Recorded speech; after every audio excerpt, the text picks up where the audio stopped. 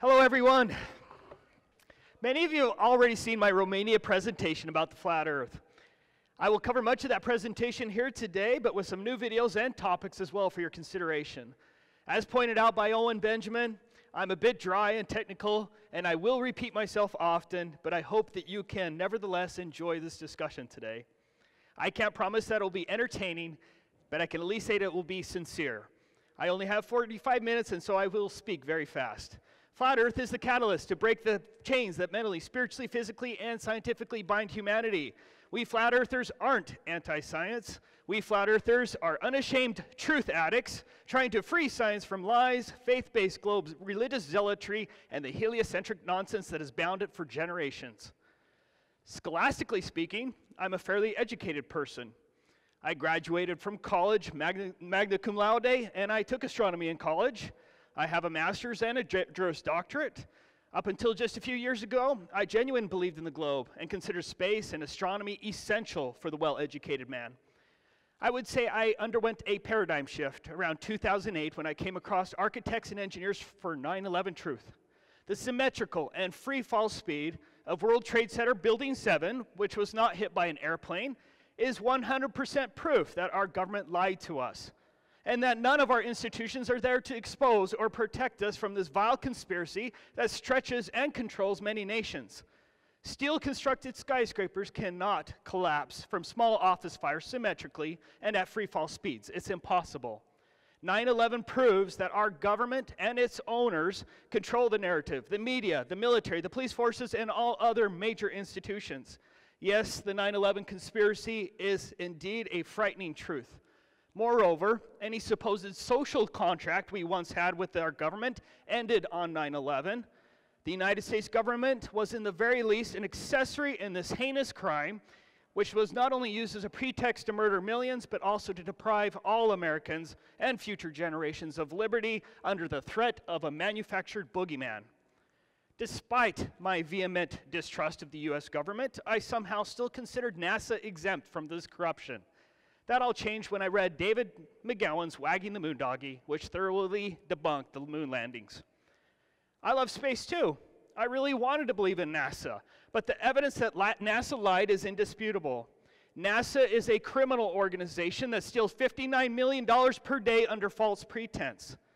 Seriously, how can anyone look at this footage and believe that is a spaceship in lunar orbit? NASA is a scam. In addition, any reverence I had for academia ended with Wagging the Moon Doggy, as no major institution has ever pointed out the blatant lie. The lunar lander is a piece of junk made from curtain rods, aluminum foil, tar paper, Scotch tape, some useless space-looking abstract art sculptures, and some very poor construction. Does that really look like a spaceship to you? Look at the astronauts suspended by wires. The wires are visible throughout the Apollo missions. Look at the telltale signs of 1960s movie backdrops used throughout the Apollo missions.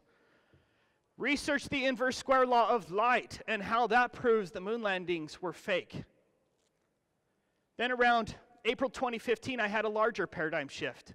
A friend of mine and a fellow NASA moon landings debunker, who many of you know as Jibby Jedi, sent me an email to check out a video by Mark Sargent.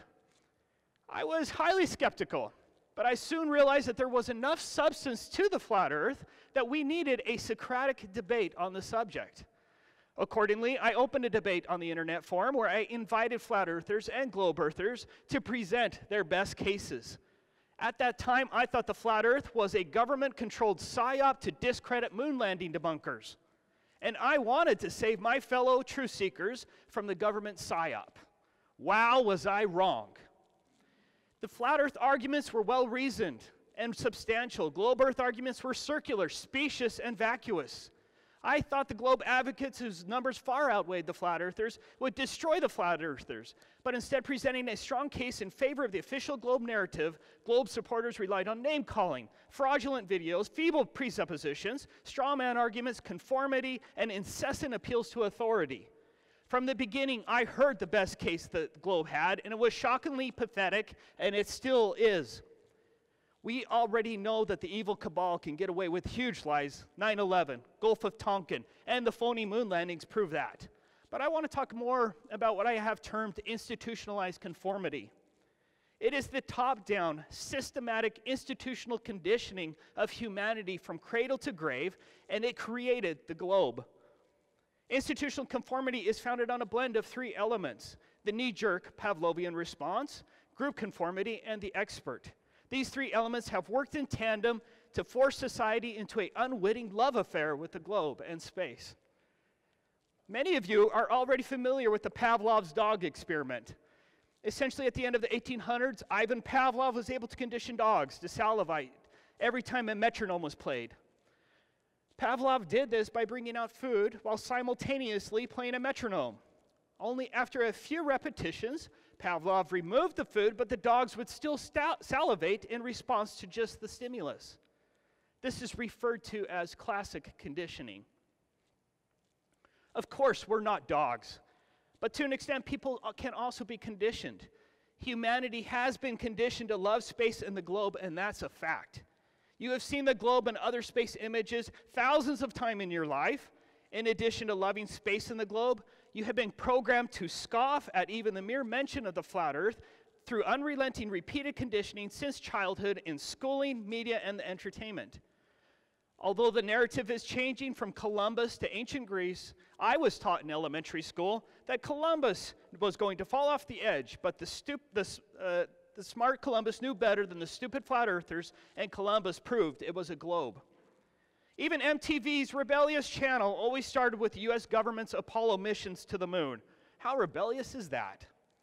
The programming has been unrelenting and everywhere. Public schooling and the grading system were instrumental in creating your inflated globe ego and that conditioned response. But here's a question for you. How do you know when you're having a conditioned Pavlovian response? A Pavlovian response isn't based on reason or intellect.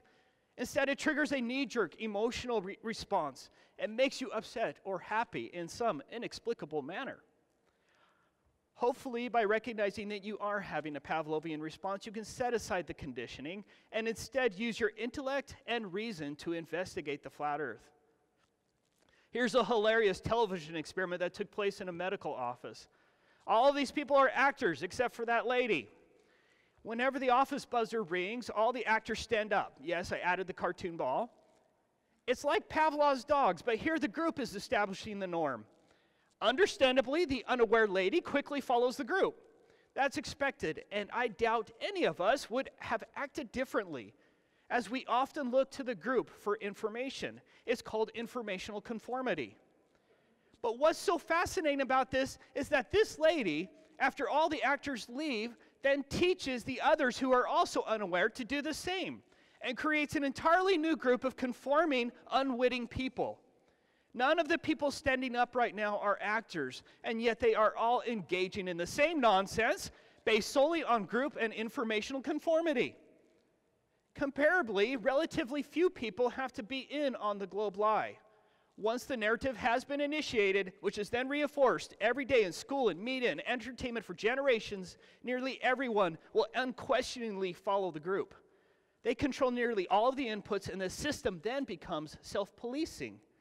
It doesn't matter that no one in the group knows why they believe or act in a certain way. The narrative has already been set and is followed religiously by the group in lockstep.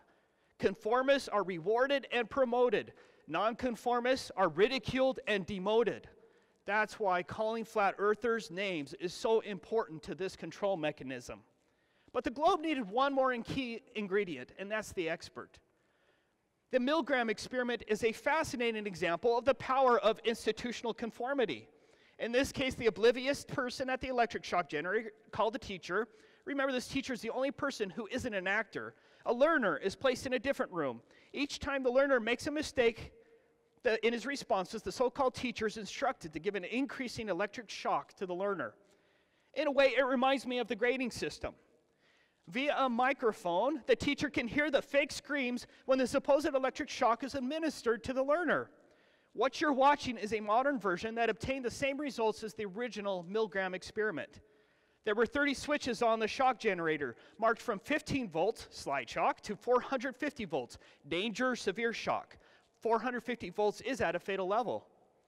On purpose, the learner gave mainly wrong answers, and for each wrong response, the oblivious teacher gave the learner electric shock, and the teacher could hear screaming through the microphone. If the teacher refused to administer the shock, the expert in the lab coat next to the teacher would say something like, "Please continue," or "You have no other choice but to continue." After 15 shocks or so, the learner in the other room would go silent so as to create the illusion that the learner was unconscious, or worse, but the shocks continued.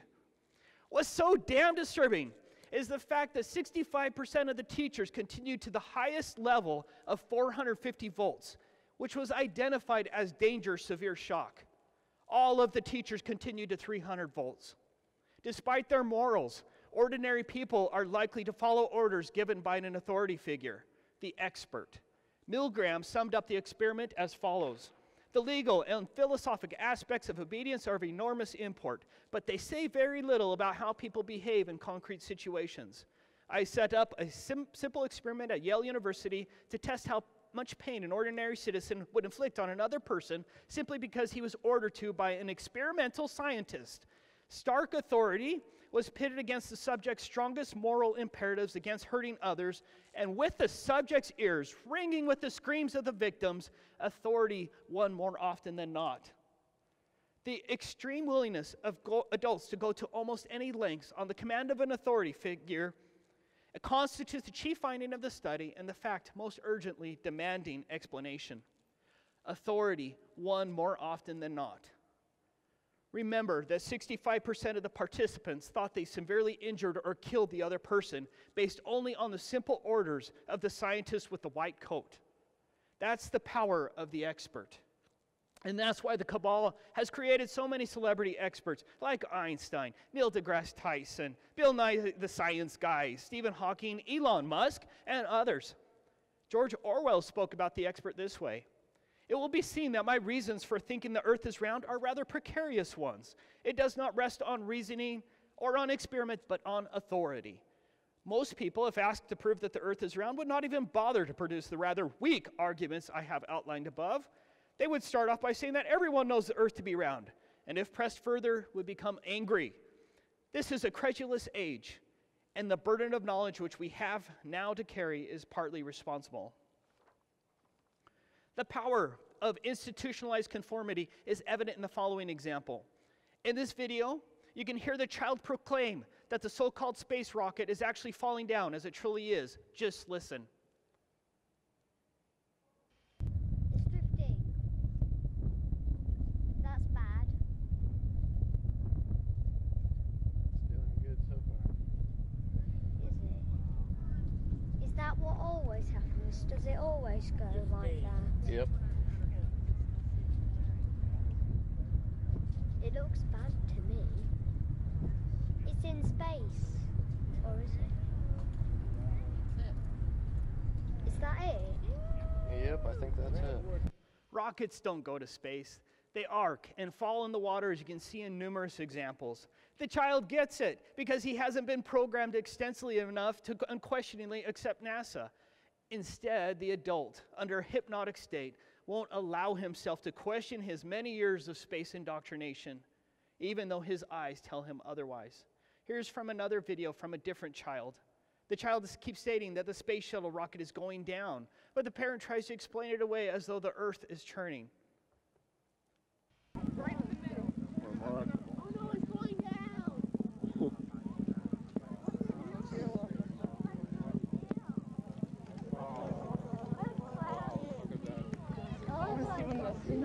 What a mark.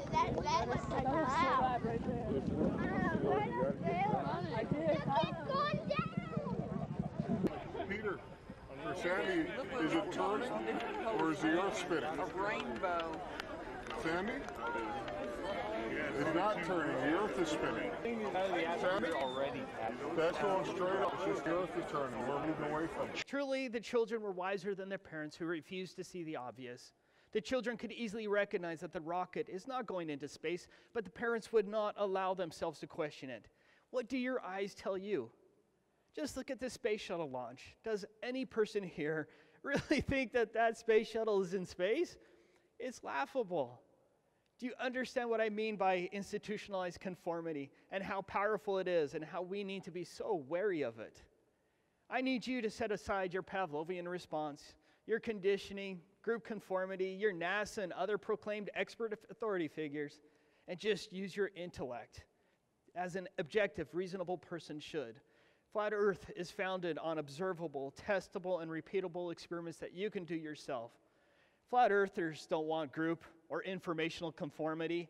We don't want you to appoint anyone as your expert. We want you to think for yourself, to test the flat Earth yourself, and then share your findings with the rest of us.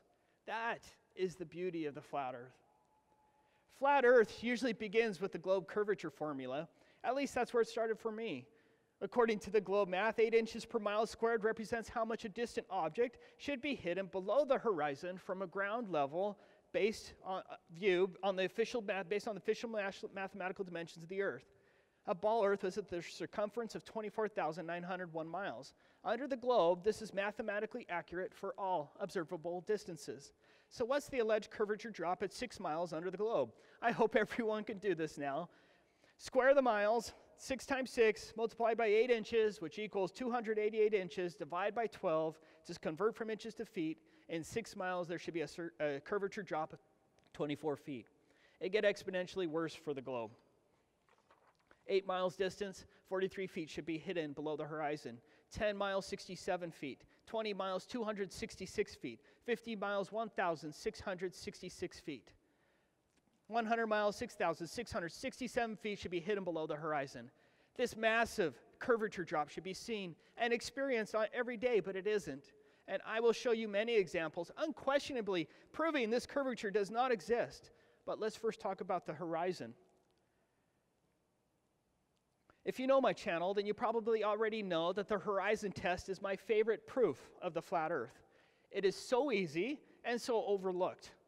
Globe supporters and flat earthers have very different view of what the horizon is.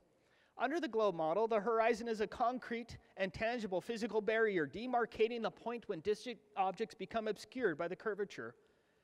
Under the globe, the horizon could theoretically appear closer due to haze, miraging, waves, and swells, but the horizon could not extend further than that mathematical, physical Earth curve edge.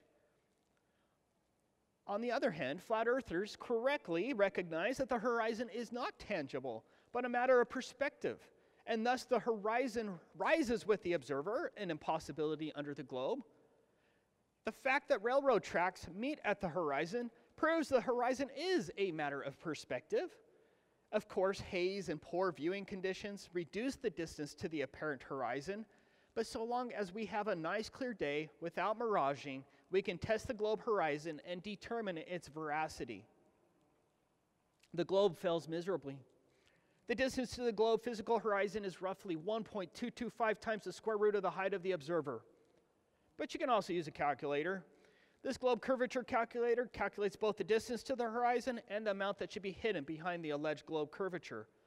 Both of these calculations can prove the flat Earth. You've probably seen the 8 inches per mile squared curvature chart many times, but here's a quick distance to the horizon chart to help you get familiar with the numbers. For example, a person standing on a shore at 6 feet above the water should not see a horizon beyond a mere 3 miles under the globe model. That's definitely measurable, if there was such a globe horizon. All the observer needs to prove the flat Earth is a pair of binoculars. But here's a clip where National Geographic was less than honest with its viewers. In this clip, National Geographic stated that because of the curvature of the Earth, that 1.5 stripes are hidden behind the curvature. If you're intelligent, you already caught the problem. The horizon is beyond the flag. Therefore, absolutely none of the flag can be hidden behind an alleged curvature. That's impossible. I hope you understand that. National Geographic went to that lake to prove the curvature, but instead proved that National Geographic is a purveyor of disinformation, and there are so many more like them. But let's begin with a positive, easy proof of the flat Earth using the horizon. This was my wife's video. We're looking at some footage filmed by Wide Awake at an observation height of 2.3 feet. At an observation height of 2.3 feet, the distance to the horizon under the globe model would be a maximum distance of 1.86 miles. That is very short. We're looking at the Bayport Channel entrance light. It was 3.49 miles away from the observer. According to the curvature calculator, only 1.8 feet should be hidden. Not a big deal, right? But remember that the horizon was supposed to only be 1.86 miles away, and that rack is 3.49 miles away. Does the globe model work here? Of course not. But here's the reason why I love these horizon distance experiments. The presupposing globe propagandists will tell you that the image of the horizon has jumped the curvature and you're staring at a mirage. Why is that explanation ridiculous? Because the entire rack is still there. Refraction cannot remove the bulge of water in front of the rack and then move the bulge many miles further away without affecting the rack. The entire rack cannot be a mirage since only 1.8 feet should have been hidden. So the globe propagandist wants you to think that the rack stayed in place unaffected while the water bulge selectively disappeared and then reappeared miles further away. They not only want you to believe in bendy water, they want you to believe that this bendy water is magic. I know it's a strong delusion, but please open your eyes. But it gets worse. Here's footage of another rack called Cutter Rock that was 11.24 miles away from my friend. According to the curvature calculator, 59 feet should have been hidden behind the globe. The top light on Cutter Rock is only 16 feet high. You shouldn't see that light whatsoever. Already the globe model fails, but let's look at that horizon distance. You can't see the horizon in the footage, but then Wide Awake was clever, and he took a time-lapse photo of the Cutter Rock with a higher exposure. Here's the photo. What is that? The horizon is beyond Cutter Rock. Remember, the horizon was only supposed to be a maximum distance of 1.86 miles, and the photograph shows a horizon beyond 11.24 miles. Ouch. Now that hurts the globe. Here's another example. For this observation, BMLSB 69 was at an elevation of 105 feet above the water. At an observation height of 105 feet, the globe horizon would have to be closer than 12.6 miles. There are 3 oil platforms. The first one was 11 miles away, the second one was 22 miles away, and the third was 26.4 miles away. Based on the official dimensions of the globe, the horizon line should be in front of the second platform. In fact, the second platform should be hidden by 59 feet. The third platform should be entirely hidden by 129 feet. As you can see with your own eyes, the horizon, which was supposed to be under 12.6 miles, is not only beyond the second platform, the horizon is beyond the third platform, further than 26.4 miles. We know that none of the third platform is obstructed by the curvature as the horizon is beyond the platform. Are we to believe that the bulge of water selectively disappeared from in front of the second platform, where it was supposed to be hiding 59 feet, and then the bulge of water reappeared well beyond the third platform? And this disappearing and reappearing magic effect happened all without the 2 platforms being affected.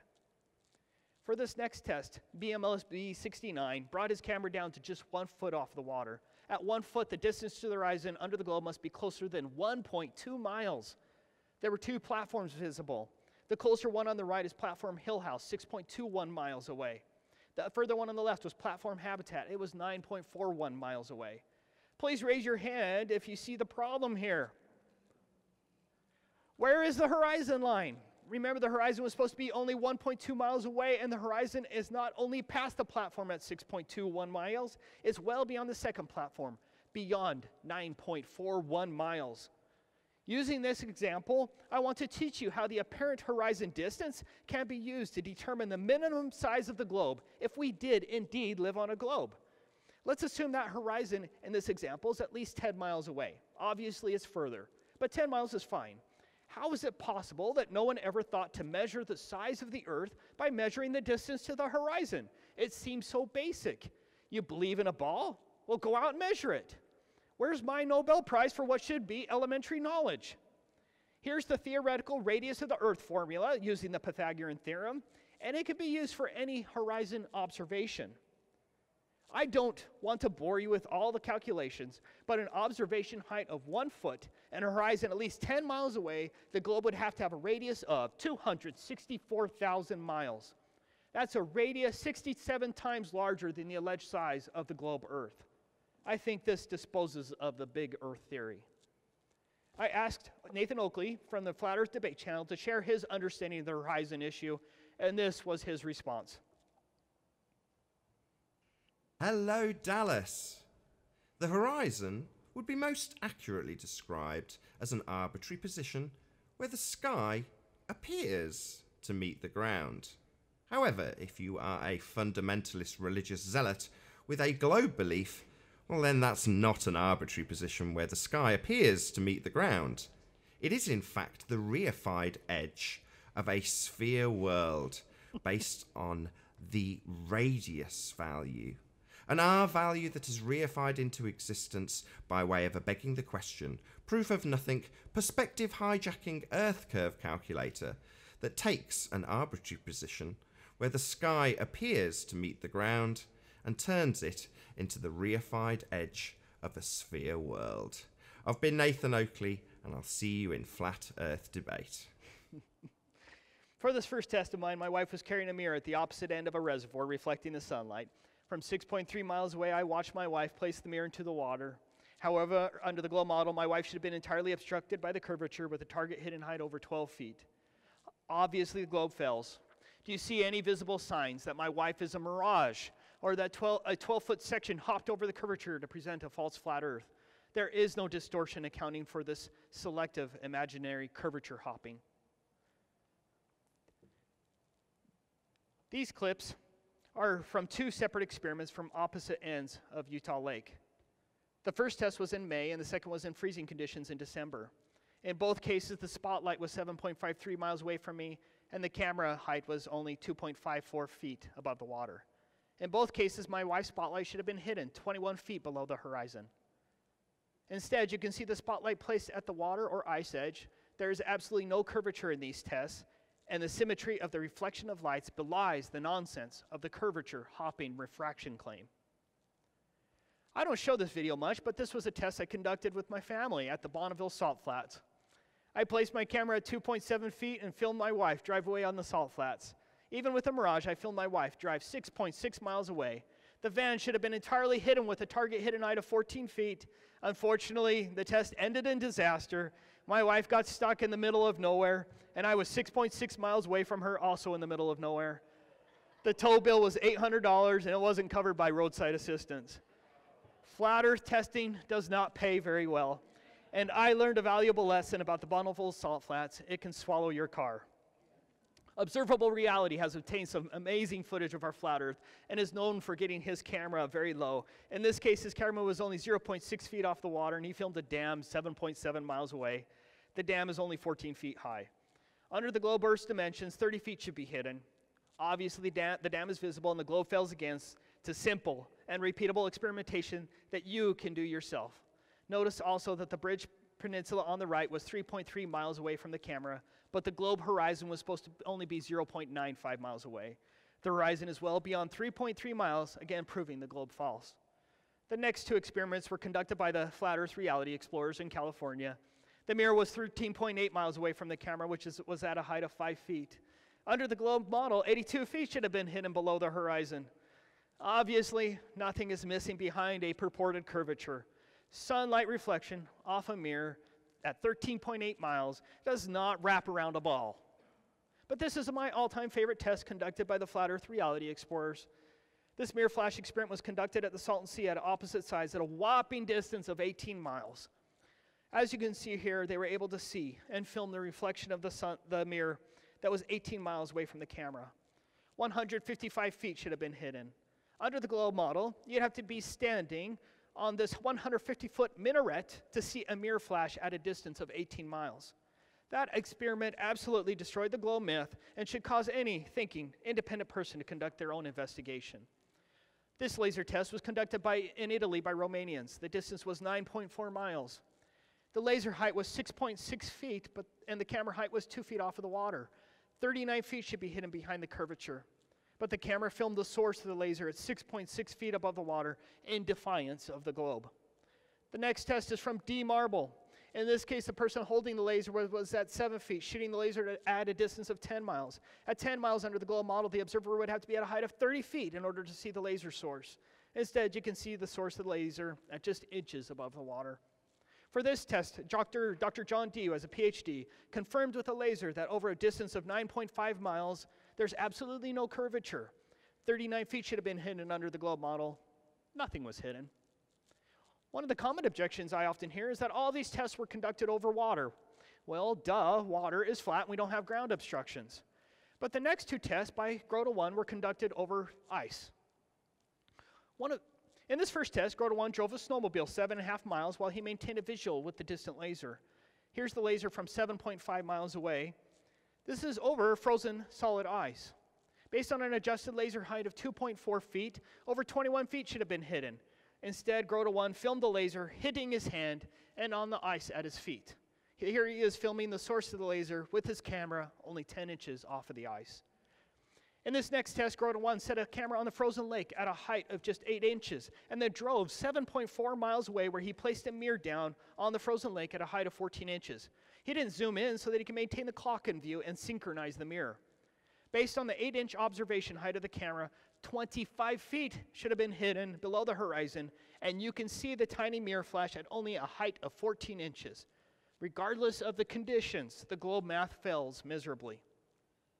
There are dozens of globe-defying photographs on the Beyond Horizons website. Here's the record photograph of Pic Gaspard at a distance of 275 miles or 443 kilometers.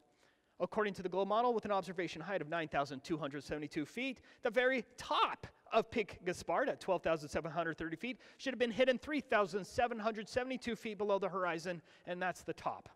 Here's another one. This photograph was taken at a distance of 254 miles at an elevation of 9,354 feet on top of New France. He photographed Tête de l'Estrap at sunrise. The peak has an elevation of 9,715 feet.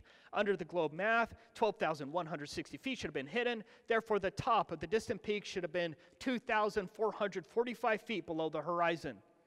But this next photograph may dominate them all. This photograph was allegedly taken at a distance of 326 miles by YouTuber Nouvelle Géographie Planétaire. In this case, he photographed a lighthouse at 85 feet above the water. Under the globe math, 43,848 feet should be hidden. I asked him the other day if he's certain that he filmed the lighthouse. He said he's very certain, but that he'll get more evidence supporting the fact. There are hundreds of more observations and experiments. Just look at this distance of the ship in this clip from Finland by Velo 42.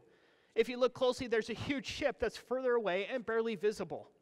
The entire boat in the front should be hidden, and yet you can see the horizon beyond the boat. A huge impossibility for the globe.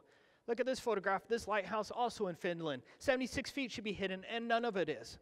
Without question, we see too far. The globe math doesn't hold up at all. Probably the main objection to the flat Earth is that NASA and other so-called space agencies have supposedly taken photos of the Earth from space. If you have enough sense to realize that this was not a spaceship, that these actors did indeed hang from wires, and that this was not filmed on the moon, but on a Hollywood set in front of 1960s movie backdrops, then you already know that the Apollo pictures of the Earth from space are phony. Regardless, this is supposedly the last photograph from the Apollo missions taken in December 1972. When you look closely, you can tell it's a painting. I do want to thank Math Powerland for exposing NASA's use of hyper-realist space art. In this NASA article, NASA admitted that no photographs were taken of the Earth from space from 1972 until 2015, and that this 2002 blue marble image that you're looking at was created by NASA employee Robert Simon. Yes, this image is an admitted phony creation from Robert Simon. We gotta love Robert Simon, who brought us this gem. It is photoshopped, but it's has to be. As Simon stated in this NASA article, that we wrapped the flat map around the ball. My part was integrating the surface, clouds, and oceans to match people's expectations of how Earth looks from space. That ball became the famous blue marble. So, a NASA employee created a propaganda image of a fake globe to match what you think it looks like, using a flat map and computer graphics that looks just as real as any other images from NASA. Be sure to note that a flat map is accurate enough for NASA. But here's the first alleged photograph of the Earth from space in 43 years, taken in July 2015. When you look closely, you can see what appears to be the word sex spelled in the clouds. At least that was what I thought about a month ago. But now I think it's more sinister. In Revelation 13, verse 18, we are introduced to the mark of the beast, and its number is 666. Here are various Greek translations of 666. It looks like the word sex spelled upside down. Now compare the Greek 666 to the alleged July 2015 NASA photograph. The first photograph in 43 years has either the word sex or a Greek 666 in the clouds. Evil Satan worshippers or perverts at NASA, you decide, but either way, it's damning to NASA. What about space satellites? Why are space satellites even necessary when NASA and its subsidiaries have hundreds and possibly thousands of these so-called space balloons? Look at this crashed one from Samsung. They called it a space selfie, even though it was attached to a balloon. Here's a list from NASA of hundreds of satellite balloons launched by NASA. Notice that a handful of them were identified as Mir components. There's your Russian Mir space station. Only a few years ago, when Flat Earth exploded, no one spoke of these satellite balloons. This balloon supposedly went into orbit. Most people I talk to, even now, about this, have never seen these satellite balloons. Now we know what Roswell was. For decades, there has been a deliberate whitewash of these balloon satellites, evincing that they are lying about space satellites. Space satellites aren't necessary when you can accomplish the same thing with these much cheaper balloon satellites. These high-altitude balloons can carry 8,000 pounds and include telescopes, radar equipment, communications equipment, internet, etc. There's a GoFundMe project. Start the first space hotel held up by weather balloons. This 2-ton balloon satellite, yes, they did call it a satellite, almost killed onlookers. It had cutting-edge NASA telescopes on board. Have you ever heard of a telescope mounted on a high-altitude balloon? I hadn't. Where are the images from these balloon telescopes? Moreover, it is hardly ever mentioned that almost all of our alleged communications come from undersea cables and cell towers, not supposed satellites in space, and the rest of those are held up by balloons. Finally, look at these actual NASA videos of space satellites. They are manifestly fake. Look at this one that was launched during a space shuttle mission. It's dangling from a wire. Don't be a moron. That video alone proves they are faking space. The Antarctic Treaty is one of the biggest proofs that they are hiding something huge about our plane from we, the people. This is a fact that you can look up yourself. Independent travel is not allowed below the 60th south parallel. The Antarctic Treaty, its handbook, and its enforcement protocols, which have remained inviolate for 60 years, and includes signatories like the United States, North Korea, China, and the former Soviet Union, and now Russia, essentially ban any reasonable attempt to explore below the 60th south parallel under the guise of protecting the environment. They may allow limited excursions to a few tourist points, but independent travel is not allowed, and that's shocking. Think of what has happened in the last 60 years. The Antarctic Treaty survived Vietnam and all of the Cold War, despite the claim that Antarctica is rich in minerals, including coal and uranium. Were the Soviets really that interested in protecting penguins and the environment? It's ludicrous. Antarctica is the one place that would prove the flat Earth, and it just so happens that independent travel is not allowed below the 60th south parallel, and all major nations agreed to this one principle of keeping you out. Are you now starting to see that international relations aren't what we were told? This video, my Flat Earth LT, shows some unbelievable infrared footage taken over Eastern Europe. At that altitude, the horizon should have been roughly 220 miles away. It appears as though Flat Earth LT was able to film across the Black Sea over a distance of 887 miles with a curvature hump that would be so substantial as to hide an object 56 miles tall. More importantly, there's absolutely no curvature present, and the horizon is at least 668 miles further than it should be. But watch the video, because it looks like they even filmed the other side of the Caspian Sea that would have been roughly 1,500 miles away. Amazing. We already understand the curvature of the Earth should drop away at 8 inches per mile squared, and the same should roughly apply to airplanes. At 500 miles per hour in 15 minutes, a pilot would have to make a curvature correction in the amount of roughly 10,400 feet. Pilots don't have to dip the nose of the airplane to correct the curvature, regardless of the speed or altitude of the airplane. Globe supporters will claim that it's gravity that is pulling the nose of the airplane down.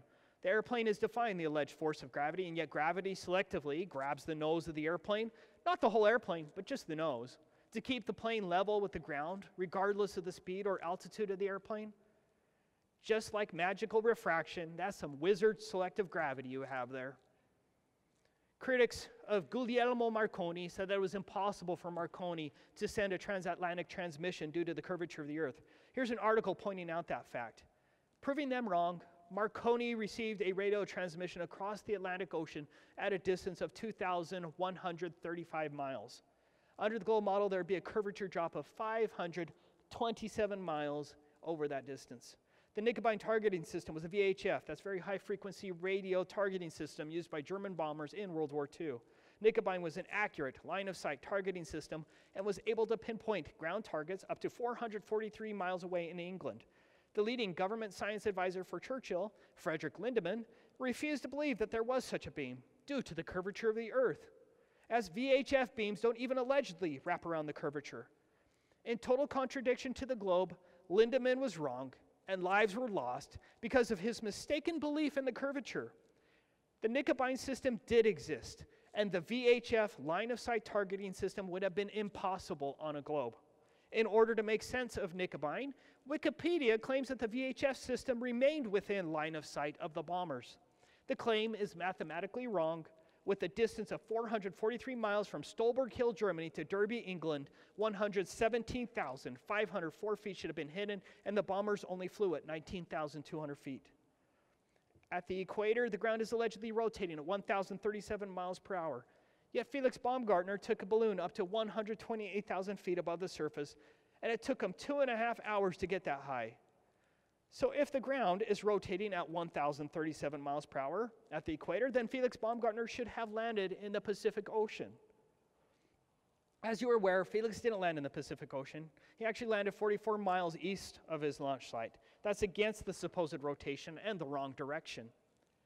Don't you think that the rotation of the Earth should have affected Felix's jump in some manner? There is little air up at 128,000 feet, but somehow Felix's balloon magically sped up to keep up with the ground below it. Does that make any sense to you? Even if there is some purported movement of the air at the surface due to the ground's alleged rotation, that air cannot communicate that same motion to the air at higher altitudes, and especially cannot cause that air to speed up. The spinning globe is utter nonsense. There is no evidence that the atmosphere is attached like Velcro to a spinning ball, and the fact that we don't have a 1,000 mile per hour westerly wind proves that the faith-based religion of heliocentrism is false. In addition to proving that the Earth was stationary, Felix Baumgartner proved that the horizon does indeed rise with the observer, an impossibility under the globe which should have a fixed, decreasing tangible horizon. Here's the horizon line when Felix entered the capsule. Here's the horizon line at 128,000 feet. I did not alter the video. The horizon line didn't drop one iota, unequivocally disproving the globe. Professionals who should account for the curvature never actually do. Snipers, surveyors, pilots, civil engineers, military guys, none of them account for the curvature. Mark Sargent has a great series on his channel where he interviews airline pilots, military professionals, radar operators, gunners, missile operators, engineers, commercial surveyors, and many more, all stating that there is no accounting for the curvature or the Earth's rotation in any manner. The solar eclipse is a major proof of the flat Earth for two reasons. First, the sun and the moon are the same apparent size. The sun is supposed to have a diameter 400 times larger than the moon, and yet the sun and the moon just happen to be the right distance to create the illusion of being the same size. Just think of how impossible that is under the heliocentric model. It is rubbish. Second, the moon is supposed to have a diameter of 2,159 miles, and yet the shadow of the moon is only 70 miles across the Earth's ground during a solar eclipse. That's a very simple proof the heliocentric model is false. The lunar eclipse is very often raised as the key proof.